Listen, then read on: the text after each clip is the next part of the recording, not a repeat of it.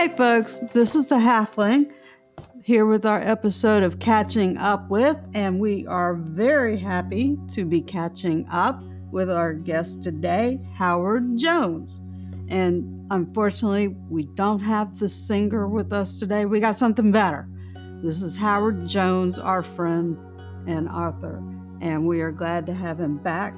He was with us back in August of 2023. And I'm sure he's got lots of good stuff to catch us up with.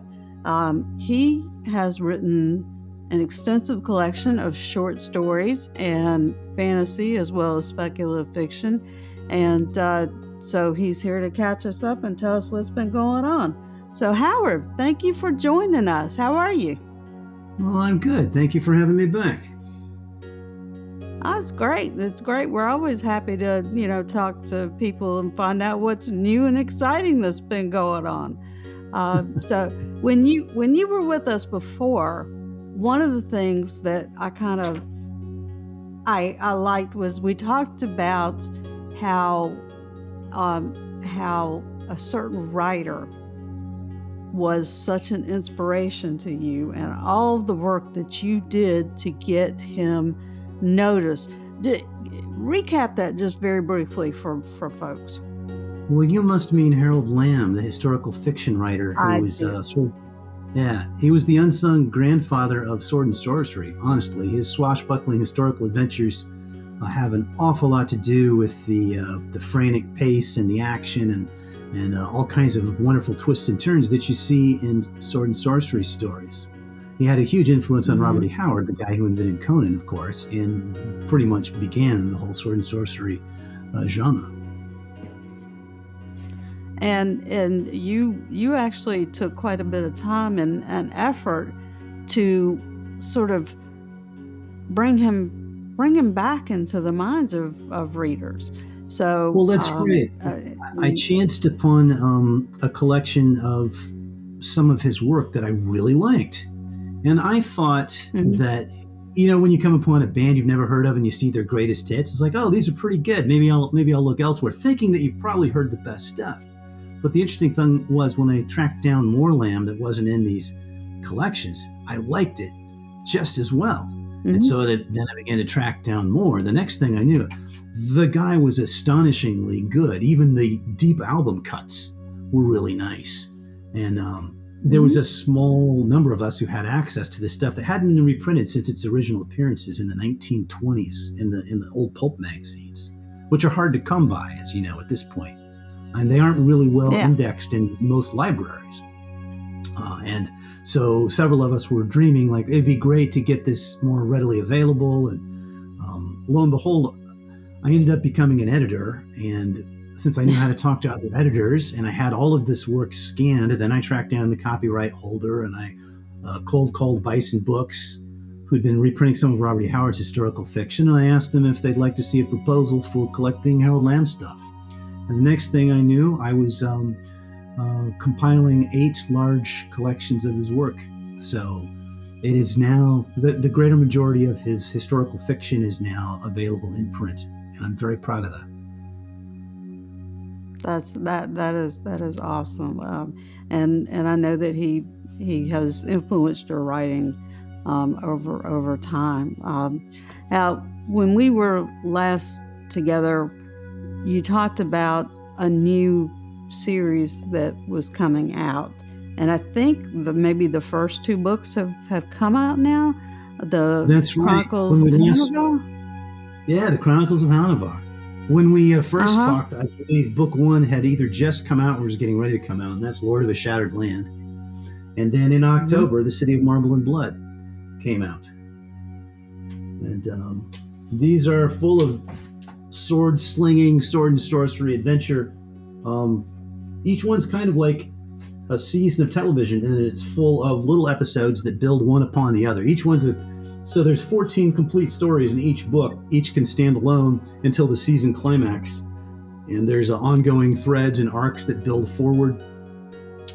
It's a little different from what the modern fantasy novels that people are used to, but anyone who likes serial adventure television, I think, can grok what's happening pretty fast. And the thing I love about it, doing it this way, is there aren't like slow middle bits. It's just the exciting stuff. I get bored with the slow middle bits personally, so I don't like to write them, and now I don't have to. Well, it sounds like, they've probably been fun to write. Oh yes. So yeah. Well, that's great. And I know you've worked on some others, or at least I think I remember that you were talking about there were going to be 5 of these, right? There are 5, and I hope to turn over book 3 either this coming Friday from when we're recording, or the Monday after. I am this close. I'm just doing a final read through. So yeah, it's very close to turning over. So I'm not going to have any trouble missing. I'm not going to miss my deadlines on my series. I don't do that. I love when I'm doing too much to stop. Yeah. That's great. That's great. I think, especially if this is, as they say, a side gig, you definitely need to enjoy what you're doing. Otherwise, there's no need for you to do it, right? Right. Absolutely. So book 3 is all but ready to go, huh? That's right. When's it going to hit the bookshelf? It's slated for October at this point, and it'll be available through Bain. Okay. I gather there's going to be an audiobooks of the entire series. Bain sometimes doesn't release them at the same time, but hopefully come book 3, they'll start coming out at the same time. So it's available on Kindle and in all of your local bookstores. If your local bookstore doesn't carry it, just ask, and they can order it through Barnes & Noble or wherever, Sure. That's great. Well, so what else have you got that you're working on besides this series, or is this, currently the project for you? Morning, noon, night, weekends, I've been working on Hanuvar. It takes a lot of time and concentration, but fortunately I'm enjoying it an awful lot. So I think I was even working on it Christmas morning a little bit. I'm trying to get a little bit right. So, I mean, each one's like a season of television, and each of the stories interlocks toward the season finale, and then each book interlocks. And it's like building a mosaic or this huge quilt with all these different pieces. So as I'm planning forward, I'm not just writing the one story. I have to think about how everything interlocks. So it takes a little brain power. Maybe if you were smarter than me, you could write it a little bit without putting so much brain power into it. But I really have to burn the midnight oil to make it work. Well, now you do a lot of. Well, I'm suspecting anyway. You haven't. I don't think you've actually come out and said this, but you do a lot of historical research, don't you? For some of the stuff you put out. Well, the whole thing is an ancient. Yeah, absolutely. This series has an ancient Mediterranean vibe. Someone recently says it's kind of like a sword and sorcery filed through the Rome television series. And since it's loosely based on the Second Punic War and the story of the great General Hannibal of Carthage, I have done an awful lot of historical research. But I loved ancient history from a very early age, and I've been fascinated with Hannibal of Carthage, not to be confused with the cannibal dude. No interest there. I've been fascinated with him since I was, I don't know, about like 15 or 16. And so I was reading for fun before I even knew that I was researching. So yes, I've done a lot of historical research, but really I was just reading for fun and accumulated a library that way, not knowing that many decades later I would actually be writing a series based on all this stuff I'd been reading. Yeah. Well, that sort of puts me in mind to what they say about exercising. It's like, find something you enjoy doing, that gets you moving and gets you exercising, that you don't recognize as exercise, and you just you just do it for the fun of doing it because it's something you enjoy. And next thing you know, you're you're exercising. So I've never kind heard of that, same but I mentality. relate. I definitely relate. I'm a karate practitioner, and I never was that involved in sports because I could kind of take it or leave it, but I love karate, and so Mm-hmm. that's how I get my exercise. Yeah, and it's also I've never been into meditation, but when you're deep into they call them katas. That's when you're doing the forms. When you're deep into one of those, Yep. um, that's all you're focused upon. And I find it very relaxing. And my friends who are into meditation say, "Well, Howard, that's an awful lot like meditation." It's like, oh, well, I like this. Maybe I should actually try meditation. uh, well, hey, you never know unless you try, right? I mean, That's right. That's right. uh, so what else have you got going on? You didn't really answer the question though in terms of what specific projects you're working on. So other than finishing up these books that we've been talking about, do you have anything else going on, or is this just all your energy is just put Well, into this right now? You I got room do for edit the nothing else. magazine. I do edit the magazine Tales from the Magician's Skull, Mm-hmm. and and that does take some time. But mostly mostly it's been this. I mean, as soon as I turn over book 3, I probably will take a couple of days off, but then I need to get to work outlining. Well, I've already got it partly outlined. I need to start fleshing out the outline for the next one. So yeah, this is what I do now. It's a good thing. I love it. Mm-hmm. You've got a pretty understanding family, I guess, when it comes to buckling down, and they know you've got to have that time. Oh, absolutely, absolutely. My wife is tremendously supportive. Both of my children are grown. My daughter's really busy with her schooling, but my son is. I often run plot ideas past him. It's like, what do you think of this? What do you think of that? So he has some good input and he gives me feedback. And then my wife is my first line editor. She's heavily involved. As a matter of fact, she's doing a final read through. While I'm talking with you right now, she's doing a final read through of one of the last chapters in book 3. She finds all the pits I've accidentally dug for myself and all the rakes I've accidentally stepped on.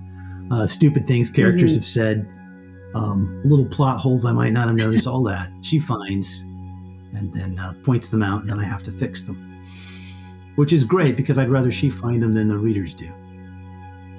Yeah. Well, that's an important component of putting together a good book. Is you got to have that feedback. You got to have people who are willing to to look through with that eagle eye, so to speak, and try to look for those mistakes, and so it's valuable. So absolutely, she's a treasure. Well, yeah, well, that's great. Well, do you have any conventions coming up this year? Well, right now I've only signed up for 3 or been invited. So I'll be at LibertyCon in, what is that, June? I think it's in June. Okay. That's in Tennessee. I'll have Gen Con at the beginning of August. And I've been invited to, oh my God, what's the big one in Atlanta?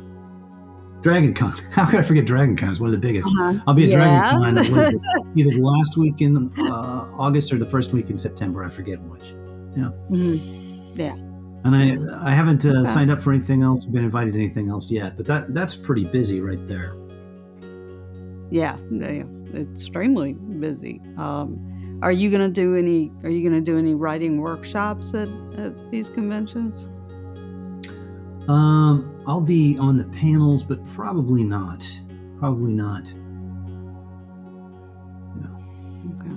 Because we talked about you doing that before, right? I mean, that was one of the things that you had done. Taught a heroic fiction workshop before, and I quite like it. But it requires some prep work. The people who go to the workshop have to have read some fiction so that we can discuss it during the workshop. And so there's some overhead and organization with it. And I've just been so busy, I haven't felt like messing with that for a while. And I may not until I'm closer to the conclusion of the series. Very, very good.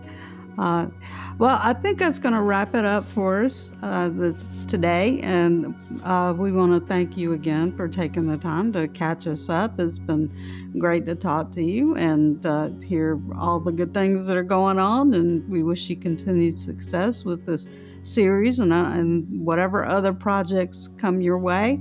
And we want to thank our viewers and listeners out there. We are going to make sure that we post Howard's podcast appearance down below so you guys can check that out. And Howard, again, we want to thank you so much for joining us today. Well, thank you again for having me. I appreciate you inviting me back. Well, you're quite welcome. And this is the Halfling for the Halfling and Spaceman. See you next time.